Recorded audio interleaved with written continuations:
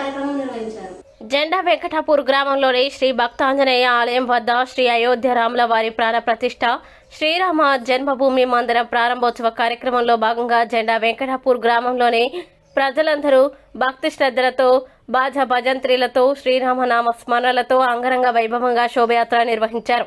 రాముల వారి విగ్రహ ప్రతిష్ఠ చేసిన సమయంలో మంగళ హారతులతో హారతులు సమర్పించి మొక్కులు చెల్లించుకున్నారు. ఆలయంలోని ఆంజనేయ స్వామికి 8 తులాల వెండి కిరీటాన్ని గోర్ఖా శ్వేత గోర్ఖా గీతాలు కలిసి సమర్పించారు. అనంతరం అన్నదాన కార్యక్రమం గుడి వద్ద ఏర్పాటు చేశారు. గత కొన్ని రోజులుగా గ్రామంలో కొనసాగుతుండగా సోమవారం ప్రత్యేక భజన కార్యక్రమం నిర్వహించారు. గ్రామ ప్రజలందరూ రాముల వారిని దర్శించుకొని మొక్కులు తీర్చుకున్నారు.